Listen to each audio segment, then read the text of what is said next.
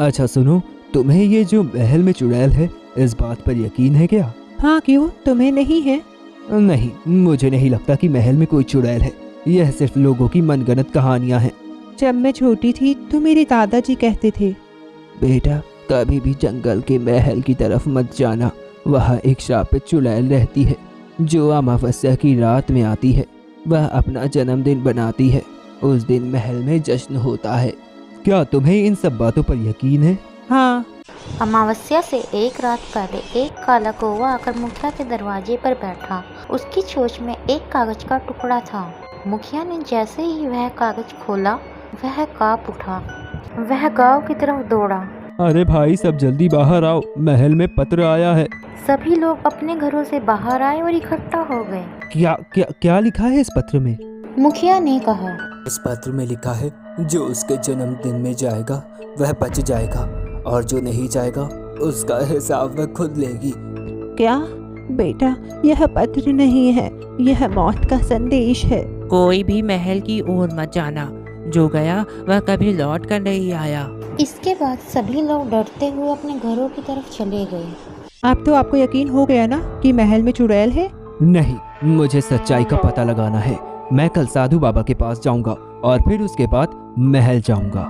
ए जी, तुम पागल मत बनो। कल अमावस्या है, कल महल में जश्न है। जो महल में जाएगा वो कभी भी जिंदा वापस नहीं आएगा। तुम सो जाओ, रात बहुत हो गई है। जब आर्यन साधु बाबा की कुटिया पहुंचा तो बाबा पहले से ही उसकी प्रतीक्षा कर रहे थे। उन्होंने गहरी आवाज में कहा, मैं जानता था कि तू आएगा, लेकिन यह रास्ता बहुत खतरनाक है अर्जुन। कार्य चुड़ैल साधारण नहीं है, बल्कि वह तो एक श्रापित आत्मा है। आर्यन ने दृढ़ता से कहा। मुझे सच जानना है बाबा, क्या यह सच में कोई चुड़ैल है? साधु बाबा ने एक चमकता हुआ ताबीज आर्यन के गले में डालते हुए कहा, यह तुझे काली शक्तियों से बचाएगा, लेकिन ध्यान रखना, सूरज उगने से पहले तुझे भी महल के बाहर आना होगा। महल से तुझे निकलना होगा, वरना तू भी श्रापित हो जाएगा। आर्यन ने ताबीज को छूकर महसूस किया कि उसमें एक अजीब सी ऊर्जा है। उसने प्रण लिया कि वह इस रहस्य से पर्दा उठाएगा। जैसे ही आर्यन जंगल की ओर बढ़ा, उसे अजीब सी आवाज़ें सुनाई देने लगी। कभी किसी के रोने की आवाज़ तो कभी डरावनी हंसी। जंगल में घना कोहरा था और हर तरफ अजीब अजीब आकृतियाँ दिखाई दे रही थी। अचानक आर्यन ने देखा कि एक पेड़ की शाखाओं पर बिना सिर वाले परछाई हिल रही थी। कौन है वहाँ? कोई जवाब नहीं आया, लेकिन अचानक वह परछाई हवा में तैरने लगी और आर्यन की ओर बढ़ी। वह एक बिना सिर की औरत थी जो अपने कटे हुए सर को हाथ में लिए आर्यन की ओर देख रही थी। आर्यन ने घबराकर ताबीज को छुआ और ताबीज अचानक चमक उठा।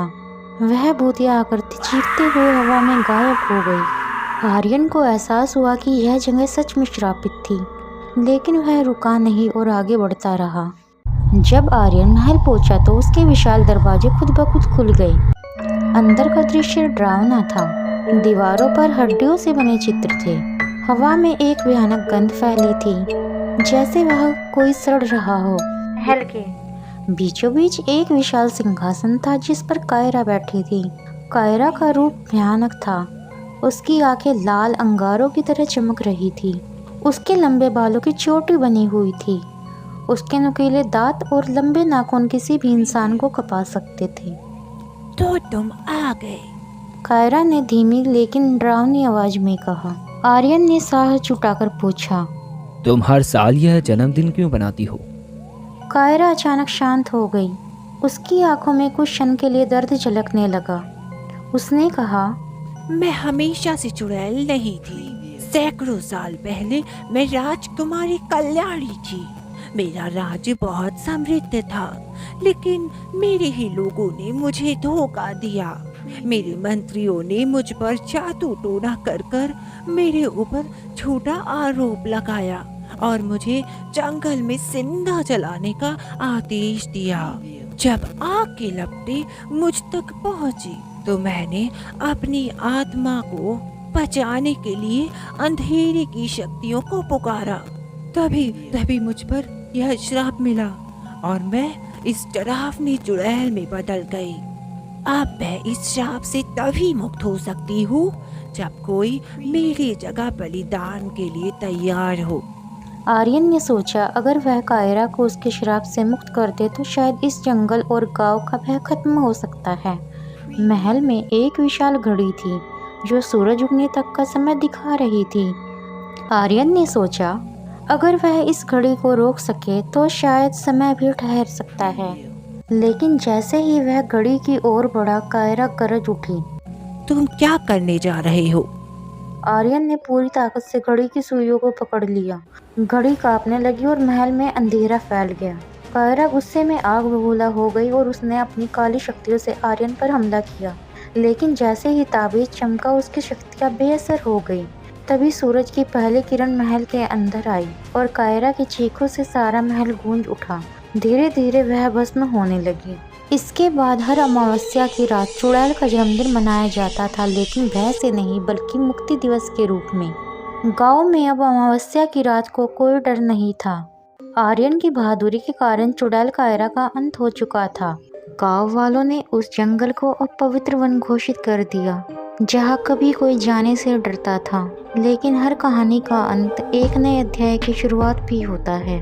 आर्यन को लगा कि अब सब कुछ ठीक हो गया है, लेकिन कुछ दिनों बाद अजीब घटनाएं फिर से होने लगी। रात में लोगों की चीखें सुनाई देने लगी। जंगल से फिर से भूतिया रोशनी निकलने लगी। सबसे भयानक घटना तब हुई जब गांव के एक सबसे बुजुर्ग व्यक्ति दामोदर बाबा अचानक गायब हो गए। उनकी झोपड़ी में केवल एक पुरानी किताब पाई गई, जिसके पन्ने खून से सने थे। जब आर्यन ने वह किताब खोली तो पहला ही पन्ना पढ़ते उसकी सांसें अटक गई। कायरा मरी नहीं, वह वापस आ रही है। आर्यन को यकीन नहीं हुआ। उसने खुद देखा था कि कायरा भस्म हो गई थी, इसलिए उसने फिर से उस महल की ओर जाने का फैसला किया। जैसे ही वह महल के पास पहुंचा, उसकी आंखें फटी रह गई। जहां पहले खंडर पड़ा था, वहां अब एक नया चमकता हुआ महल खड़ा था। दरवाजे फिर से खुद ब खुद खुले और अंदर से एक मुलायम लेकिन भयानक आवाज आई। तुम फिर आ गए आर्यन। महल के सिंहासन पर फिर वही चेहरा था, कायरा, लेकिन इस बार वह और भी ज्यादा शक्तिशाली दिख रही थी। उसकी आंखें पहले से ज्यादा चमकीली लाल थी। उसके चारों ओर काले धुएं की लहरें उठ रही थी। उसके होठों पर एक अजीब मुस्कान थी, जैसे उसने पहले से ही जीत की योजना बना ली हो। तुम मुझसे बच गए आर्यन, लेकिन क्या तुम्हारा गांव मुझसे बच पाएगा? मैंने तुम्हें खत्म कर दिया था, तुम यहाँ फिर से कैसे लौट आई? कायरा धीरे से सिंहासन से उठी और उसकी ओर बढ़ी। तुमने मुझे चलाया था आर्यन, लेकिन जलने से क्या आत्माएं मर जाती हैं? मैं राख से पैदा हुई हूँ। मैं इस बार तुम्हें नहीं छोड़ूंगी। आर्यन ने तुरंत ही गांव की ओर भागने की कोशिश की, लेकिन जैसे ही उसने दरवाजे की ओर कदम बढ़ाया, दरवाजे अपने आप बंद हो गए। महल की दीवारों पर अचानक सैकड़ों कंकालों की आत्माएं उभर आई। वे सभी कायरा के आदेशों पर जी रहे थे। अब तुम्हारा गांव मेरा है। और अगले ही पल पूरे जंगल में अंधेरा छा गया। गांव की ओर काली हवाएं चलने लगी। आसमान में काले बादल गिरने लगे। गांव वालों की चीखें सुनाई देने लगी। कायरा की मृत सेना गांव की ओर बढ़ चुकी थी। आर्यन को समझ नहीं आ रहा था कि वह क्या करे, लेकिन तभी उसे याद आया वह किताब। वह दौड़ता हुआ महल के एक पुराने पुस्तकालय में पहुंचा, जहां एक पुराना ग्रंथ पड़ा था जिसमें कायरा के बारे में लिखा था। उसने जल्दी से पन्ने पलटे और एक जगह पढ़ा। कायरा को हमेशा के लिए रोकने का एक तरीका है, उसकी आत्मा को उसके पुराने शरीर से अलग करना। आर्यन को याद आया कि महल के नीचे एक रहस्यमय कब्र गृह था, जहां कायरा के पुराने शरीर को दफनाया गया था। अगर वह वहां जाकर कायरा की आत्मा को उसके मूल शरीर में वापस भेज सके, तो वह हमेशा के लिए खत्म हो सकती है। आर्यन तेजी से महल के तहखाने में पहुंचा। वहां एक बड़े काले पत्थर की कब्र थी, जिस पर कायरा का नाम लिखा था। लेकिन जैसे उसने कब्र को छुआ, कायरा हवा में प्रकट हो गई। तुम मुझे दोबारा नहीं हरा सकते आर्यन, उसने चिल्लाते हुए कहा और एक तेज रोशनी के साथ उस पर हमला कर दिया। आर्यन ने पूरी ताकत से ताबीज निकाला और उसे कब्र के ऊपर रख दिया। कायरा की चीखें गूंजने लगी। नहीं नहीं, ये नहीं हो सकता। और फिर एक जबरदस्त धमाका हुआ। पूरे महल में रोशनी फैल गई और कायरा की आत्मा धीरे धीरे धुएं में बदलकर कब्र में समा गई। जैसे ही कायरा की आत्मा कैद हुई, गांव पर छाया अंधेरा गायब हो गया। भूतिया कंकाल धूल में बदल गए।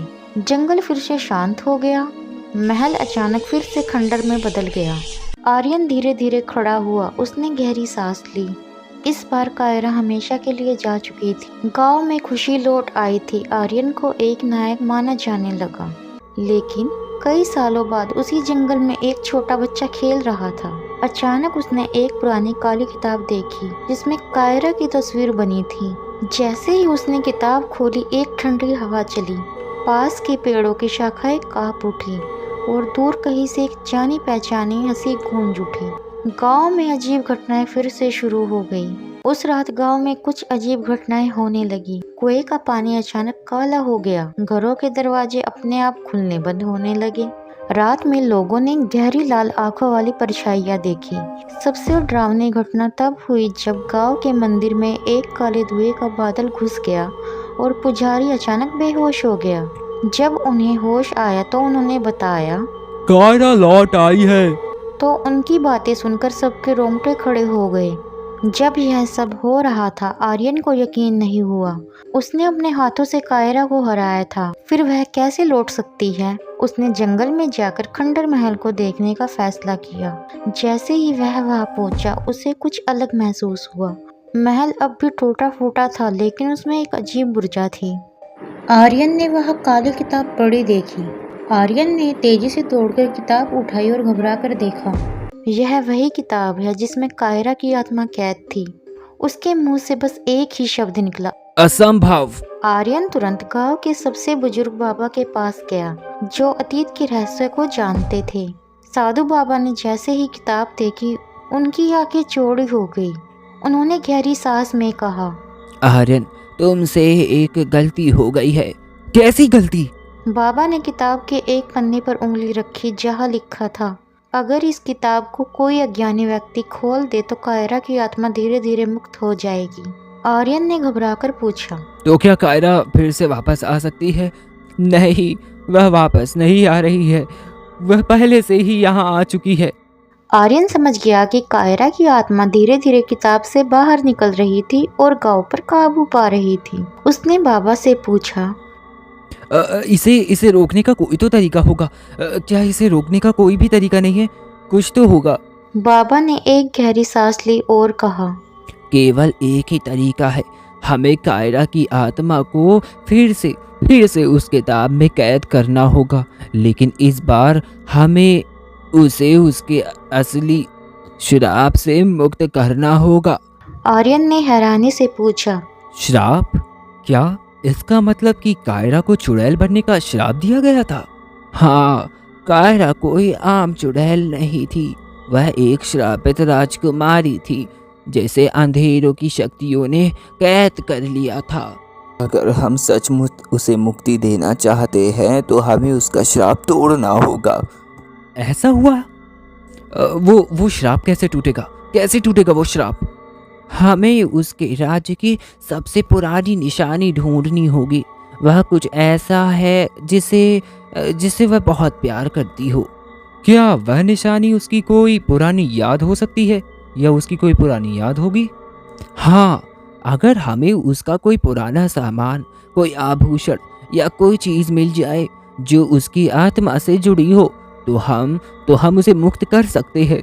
वो मुक्त हो जाएगी। आर्यन तुरंत महल की ओर बढ़ा, यह सोचते हुए कि उसे वहां क्या मिल सकता है। महल में घुसते ही आर्यन ने महसूस किया कि यह अब भी कायरा की उपस्थिति से भरा हुआ था। वह सीधे तहखाने की ओर गया जहाँ उसे पहले कायरा की कब्र मिली थी। जैसे ही उसने वहां खुदाई शुरू की, उसे एक छोटा सुनहरा लॉकेट मिला। जब उसने लॉकेट खोला तो उसमें एक सुंदर लड़की की तस्वीर थी। क्या यह कायरा की असली पहचान है? तभी अचानक हवा में कायरा की आवाज गूंज उठी, आर्यन, तुमने मेरा लॉकेट पा लिया है, लेकिन क्या तुम मुझे मुक्त कर सकते हो? आर्यन समझ गया कि कायरा सच में इस श्राप से मुक्त होना चाहती थी। उसने बाबा से सीखा मंत्र दोहराया और लॉकेट को किताब के ऊपर रख दिया। जैसे ही उसने मंत्र पढ़ा, अचानक किताब में से काले धुएं की लहरें उठने लगीं। कायरा की आत्मा प्रकट हुई, लेकिन इस बार वह पहले जैसी भयानक नहीं दिख रही थी। वह अब एक सुंदर राजकुमारी की तरह दिखाई दे रही थी, जिसकी आंखों में दर्द और पीड़ा थी। उसने धीरे से कहा, शुक्रिया आर्यन, अब मैं मुक्त हूँ। और फिर एक तेज रोशनी के साथ कायरा की आत्मा हवा में घुल गई, इस बार हमेशा के लिए। कायरा के जाने के बाद गांव से सभी अजीब घटनाएं बंद हो गई। अब गांव वाले हर साल अमावस्या की रात को कायरा की आत्मा की शांति के लिए दीप जलाते थे, ताकि वह हमेशा चैन से रहे। आर्यन जानता था कि उसने सही काम किया था। अब कायरा सिर्फ एक डरावनी कहानी नहीं, बल्कि एक दर्द भरी आत्मा के मुक्त होने की गाथा बन चुकी थी। बहुत समय पहले की बात है। दूर दराज में एक गांव था। गांव का नाम था सूरजगढ़ और यह जगह अपनी रहस्यमय कहानियों के लिए दूर दूर तक मशहूर थी। यहाँ के लोग सीधे साधे थे, लेकिन एक चीज़ ने पूरे गांव को डर और बेचैनी के साए में जकड़ रखा था। गांव के किनारे खड़ी एक पुरानी और वीरान हवेली, इसे लोग भूतिया हवेली कहते थे। हवेली बहुत विशाल थी, अपने समय में राजा महाराजाओं के रहने योग्य, लेकिन आज यह पूरी तरह टूटी फूटी और डरावनी दिखती थी। हवेली के चारों ओर घने पेड़ और झाड़ियाँ थी, जो इसे और भी खतरनाक बनाते थे। लोग कहते थे कि यहाँ कुछ ऐसा है जिसे इंसानी आंखें नहीं देख सकती और दिमाग समझ नहीं सकता। गांव के बुजुर्ग बताते थे कि यह हवेली किसी ज़माने में ठाकुर रणवीर सिंह की थी। ठाकुर साहब काफ़ी अमीर और ताकतवर थे, लेकिन उनका स्वभाव क्रूर था।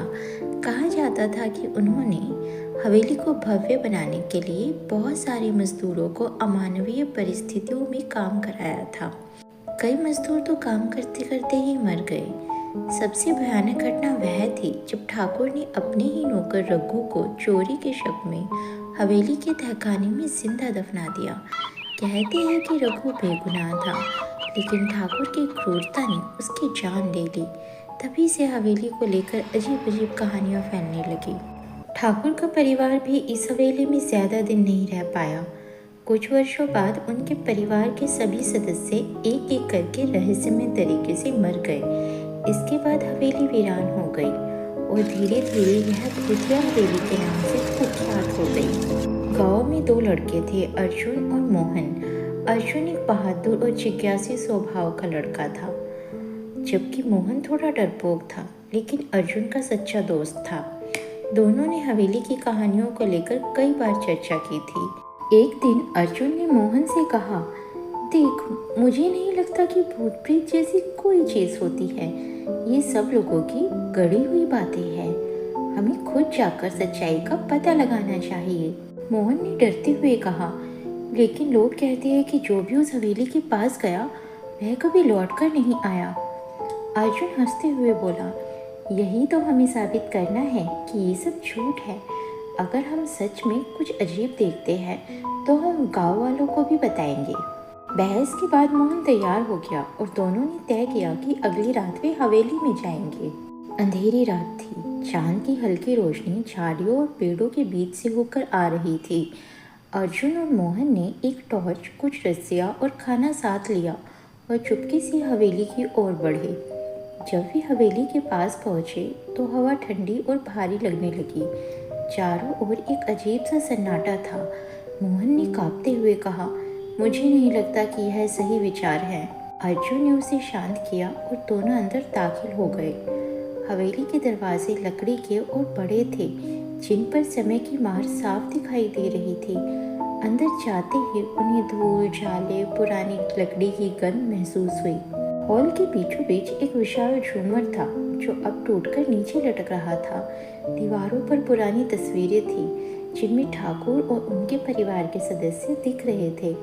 अर्जुन ने मोहन से कहा, देख, सब कुछ बिल्कुल सामान्य है, कहीं कोई भूत प्रेत नहीं है। लेकिन तभी एक जोर की आवाज़ हुई, जैसे किसी ने दरवाज़ा बंद किया हो। दोनों ने पलटकर देखा तो दरवाज़ा बंद हो चुका था। मोहन घबरा गया और चिल्लाया, यह कैसे हुआ? अर्जुन ने कहा, शायद हवा का झोंका था, घबराओ मत। चलो आगे देखते हैं। दोनों धीरे धीरे हवेली के दूसरे हिस्सों की ओर बढ़े। वहाँ उन्हें एक बड़ा सा दरवाज़ा दिखा जो आधा खुला था। अंदर झांकने पर सीढ़ियाँ नीचे तहखाने की ओर जाती दिखी। अर्जुन ने मोहन से कहा, चलो नीचे चलते हैं, शायद वहाँ कुछ दिलचस्प मिले। मोहन ने मना किया, मैं नहीं जाऊँगा, मुझे यह जगह बिल्कुल ठीक नहीं लग रही। अर्जुन ने अकेले जाने की ठानी और मोहन को वहीं रुकने को कहा। वह टॉर्च लेकर धीरे धीरे सीढ़ियाँ उतरने लगा। तहखाने में अजीब सी ठंडक थी और एक गंध जैसे कुछ सड़ रहा हो। नीचे पहुंचते ही अर्जुन ने देखा कि दीवारों पर कुछ अजीब चिन्ह बने हुए हैं। वहीं एक कोने में उसे एक पुरानी लकड़ी का संदूक दिखा। उसने संदूक खोला तो उसमें कुछ पुराने कागज, सोने के सिक्के और एक खून से सना कपड़ा था। अर्जुन ने कपड़े को देखा, उसकी आंखें चौड़ी हो गई। तभी उसे पीछे से किसी के पैरों की आहट सुनाई दी। उसने पलटकर देखा, वहाँ कोई नहीं था। तभी टॉर्च की रोशनी झपकने लगी और बुझ गई। अब अर्जुन पूरी तरह अंधेरे में था। उधर ऊपर खड़ा मोहन भी घबराया हुआ था। उसे दूर से किसी के कराहने की आवाज़ सुनाई दी। वह डरते डरते तहखाने के दरवाजे तक पहुंचा और अर्जुन को आवाज़ दी, अर्जुन जल्दी ऊपर आ जाओ, मुझे यहाँ अच्छा नहीं लग रहा। लेकिन कोई जवाब नहीं आया। मोहन ने हिम्मत जुटाई और सीढ़ियों से नीचे उतरने लगा। नीचे पहुंचते ही उसने देखा कि अर्जुन एक कोने में खड़ा है और स्थिरता से दीवार की ओर देख रहा है। मोहन ने उसे छूकर हिलाया तो अचानक अर्जुन चिल्ला उठा, यहाँ से भागो, वे आ रहे हैं। अर्जुन की आवाज़ सुनते ही मोहन का दिल जोर जोर से धड़कने लगा। तभी चारों ओर से अजीब अजीब आवाज़ें आने लगी। ऐसा लग रहा था जैसे हवेली खुद जिंदा हो गई हो। अचानक एक सफ़ेद साया दोनों के सामने प्रकट हुआ। यह एक बूढ़े आदमी की आकृति थी जिसकी आंखें चमक रही थी। उसने गुस्से में कहा, यह हवेली मेरी है, यहाँ कोई नहीं आ सकता। तुमने मेरे तहखाने को पवित्र किया है, अब तुम यहाँ से जिंदा नहीं जाओगे। अर्जुन और मोहन के पैर जैसे ज़मीन में खड़ गए। वे चाहकर भी हिल नहीं पा रहे थे। तभी हवेली की दीवारें कांपने लगी और ऐसा लगा जैसे पूरी जगह ढहने वाली हो। अर्जुन ने अपनी सारी हिम्मत जुटाकर कहा, हमें माफ़ कर दो, हमने तुम्हें परेशान करने का इरादा नहीं किया, हम सिर्फ सच्चाई जानना चाहते थे। आकृति ने ठंडी सांस भरी और कहा, मेरी आत्मा इस हवेली में तब तक भटकती रहेगी जब तक मुझे न्याय नहीं मिलेगा। ठाकुर ने मेरे साथ जो अन्याय किया वह कभी माफ़ नहीं किया जाएगा। इसके बाद अचानक से सब शांत हो गया। अर्जुन और मोहन ने मौके का फ़ायदा उठाकर वहाँ से भागने में देर नहीं की। गाँव लौटकर दोनों ने यह कहानी गाँव वालों को सुनाई। पुजारी और बुजुर्गों ने तय किया कि ठाकुर की हवेली में एक पूजा की जाएगी ताकि वहाँ भटकती आत्माओं को शांति मिले। कुछ दिन बाद पूरे गांव ने मिलकर हवेली में एक हवन और पूजा का आयोजन किया। पूजा के बाद हवेली की खौफनाक घटनाएं बंद हो गई। लेकिन अर्जुन और मोहन ने तय किया कि वे अपनी ज़िंदगी में दोबारा अब कभी ऐसी जगहों पर नहीं जाएंगे। भूतिया हवेली अब भी गाँव के बाहर खड़ी है, लेकिन आज वहाँ डर का साया नहीं है। यह कहानी एक छोटे से गांव की है। यहाँ एक पुरानी नदी थी। यह नदी गांव के किनारे पर स्थित थी और उस पर एक भयानक रहस्य छाया हुआ था। गांव के बड़े बुजुर्गों ने कई डरावनी कहानियाँ सुनी और सुनाई थी, जिनमें सबसे प्रसिद्ध कहानी थी पानी की चुड़ैल की कहानी। कहते थे इस नदी में एक चुड़ैल का वास था जो रात के समय नदी के किनारे प्रकट होती थी और जो भी उसे देखता वो कभी वापस नहीं आता। गांव के लोगों ने हमेशा इस नदी से दूरी बनाए रखी, खासकर रात के समय, क्योंकि उन्हें यकीन था कि नदी में छुपा यह अजीब भय सच है। गांव में मोहन नाम का एक युवा लड़का रहता था। मोहन का स्वभाव बाकी लोगों से थोड़ा अलग था। वह निडर और जिज्ञासु था और उसने कई बार अपने बड़े बुजुर्गों से नदी और चुड़ैल की कहानी सुनी थी। लेकिन मोहन को इन कहानियों पर यकीन नहीं था। उसे लगता था कि ये सिर्फ गांव वालों की मनगढ़ंत बातें हैं, जिनका मकसद बच्चों और कमज़ोर दिल वाले लोगों को डराना है। एक दिन मोहन ने ठान लिया कि वह इस रहस्य का पर्दाफाश करेगा और सच जानने के लिए नदी की ओर जाएगा। मोहन ने अपने दोस्तों को इस योजना के बारे में बताया। उसके दोस्त जो चुड़ैल की कहानियों से पहले से ही डरे हुए थे, उसे रोकने की कोशिश करने लगे। उन्होंने मोहन को समझाने का बहुत प्रयास किया, लेकिन मोहन का जिद और साहस इतनी मजबूत थी कि उसने किसी की बात नहीं सुनी। उसने तय किया कि वह खुद इस कहानी की सच्चाई का सामना करेगा।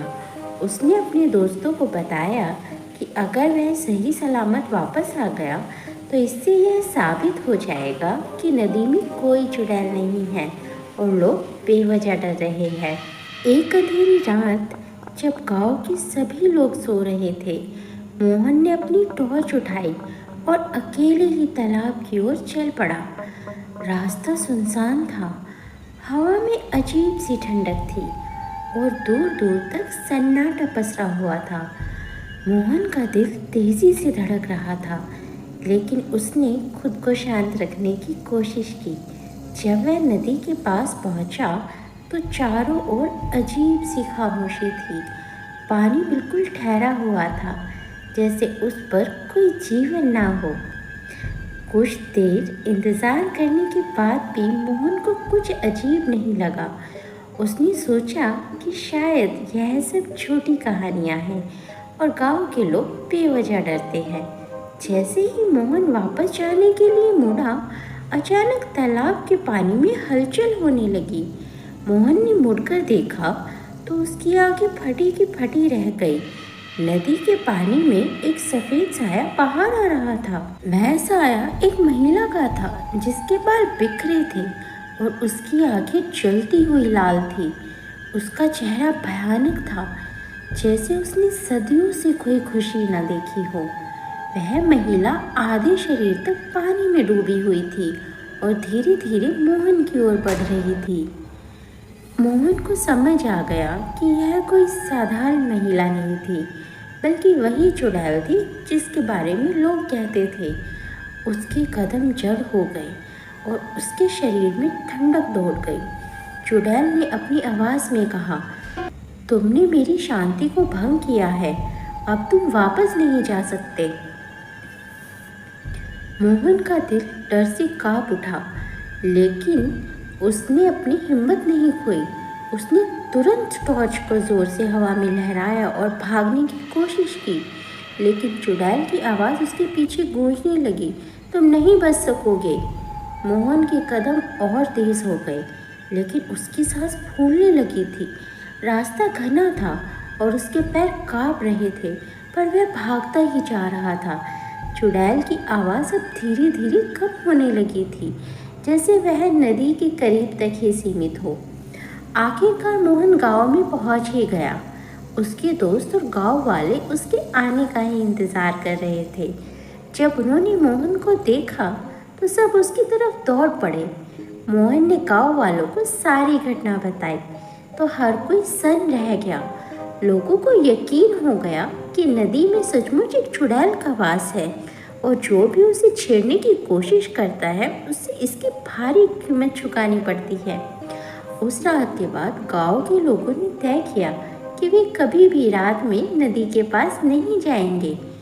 मोहन ने भी उस दिन से नदी के पास जाने का विचार त्याग दिया और उसने अपने दोस्तों से भी वादा किया कि वह दोबारा ऐसी गलती नहीं करेगा। धीरे धीरे पानी की चुड़ैल की यह कहानी पूरे इलाके में फैल गई और यह गांव का सबसे बड़ा रहस्य बन गई। लोग अब इस बात को मानने लगे थे कि कुछ रहस्यों को छेड़ना खतरनाक होता है और पानी की चुड़ैल इस रहस्य का सबसे बड़ा उदाहरण थी।